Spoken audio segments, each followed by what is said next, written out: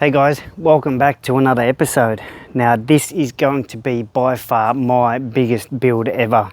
So before I ramble on anymore, let's run the intro and let me show you what this car is all about.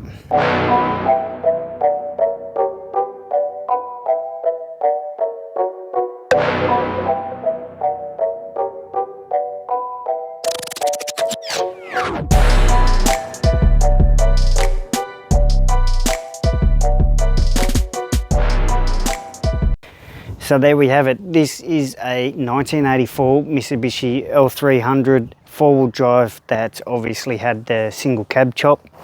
Now I found this on Facebook, the L300 off-road page, and I just kept flicking back to it every now and then it became every day, and I thought, you know what, let's just get this thing down here. So in between now and then I had to do all the transport stuff, and yeah, here she is in beautiful Tassie. When it arrived, it had a steel checker plate tray on the back, and I had to get rid of that. Apart from the fact the whole headboard was pretty much rusted out, I had to get rid of it or even take it off so the engineer can have a look at this back wall, because the codes on the mod plate do not match to today's standards. So unfortunately, I have to get the cab re-engineered. The engineer doesn't think it's going to be a problem, which is good. And the reason why I was talking to him, because there's a few other things that he needs to engineer as well. Like I'm going to hopefully keep the 31-inch tyres. It's got the Pajero front brake upgrade. It's got a 107 litre long-range fuel tank, and then the motor. So the motor I'm going to go with is a Series 1 VN Buick V6 3.8 litre. Now I had to go with the Series 1 because of I'm going to go automatic, and the transfer adapter plate that I do have will only match the automatic Series 1 hydraulic gearbox. So I'm pretty stoked anyways. Like, I'm not sure what the stock horsepower of these 2 litre carbies are, but then going from that to a V6 3.8 litre, this thing's gonna rip. Can't wait for that. So once that's all engineered, then I can finally start to strip it. So the cab's gonna come off and be sent away to get sandblasted and etch prime, and then while that's happening, I'm gonna start to strip everything else. And then get the chassis sent off, as well as a few other things like the diff housings, maybe upper lower control arms and some cross members, and whatever else I feel like getting sandblasted and powder coated will be done at that same time too.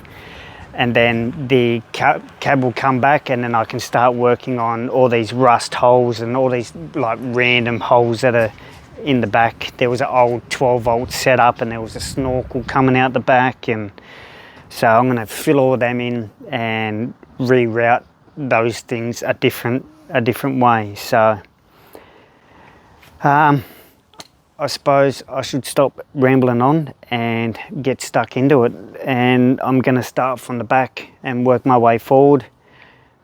And yeah, let's just get into it. Alright, so as you can see, the transfer case is out, and I wanted to just stop here and have a little bit of a chat in case anybody else is wanting to do the V6 conversion. This is the transfer adapter plate and the input shaft. Now, if you can't find these two together, then don't bother with your project, because these are really needed items.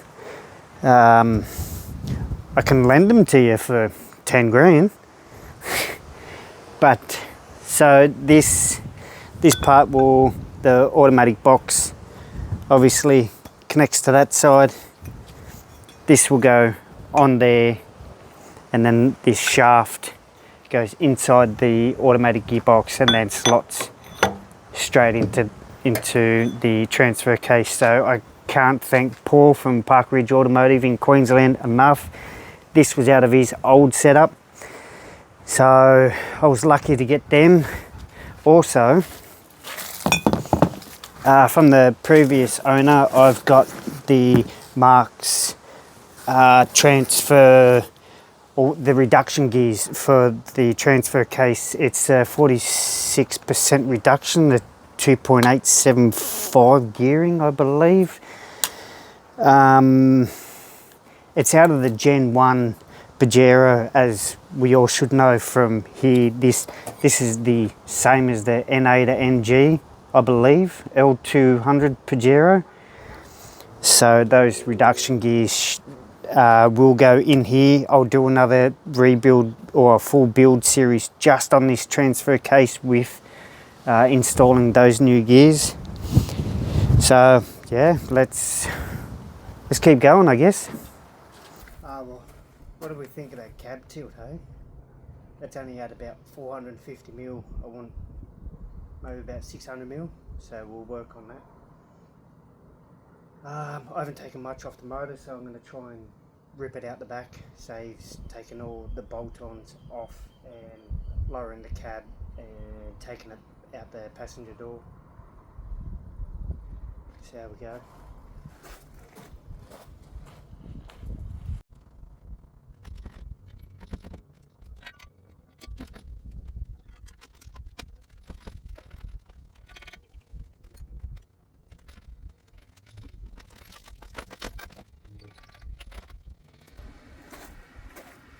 Oh well, it's out, and yes, I have to do all of this by myself all the time. There's not really anyone I can call on that's close enough to come over for 5 seconds to help rip this out, so let's go get it.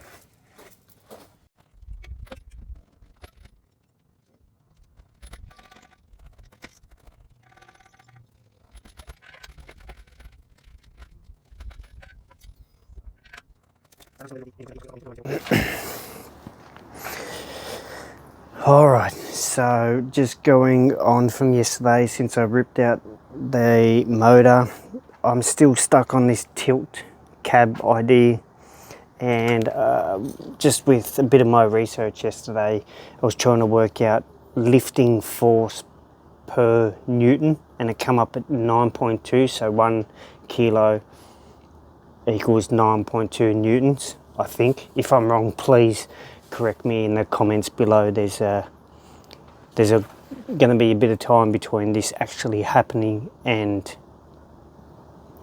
now. So what I've got is my cheap eBay special crane scale, and I'm just going to lift this up to a certain point, probably a couple of 100 mil, and then find out what that weighs, and then convert that or times that by 9.2 to find out what gas strut newton meter I need, because I'm just thinking if somehow I can mount two gas struts on the side, so when I unlock it I don't need much help to lift this cab up. Because yeah, if I can have this tilt cab system happening, that's going to just help me out big time with servicing and everything else that's going on underneath the cab. So what I'll do is just lift this up.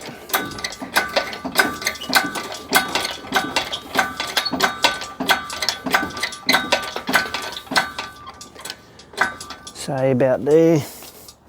We have 97, so let's call it 100. So already dry weight, we're looking at about 920 newtons. So the seats aren't in there, and there's probably a few other things that are going to be in there as well. So if I call that, say, 150, I think we might go off about 150 kilo. God, that dog's annoying. Well, so that's probably going to be the end of this episode.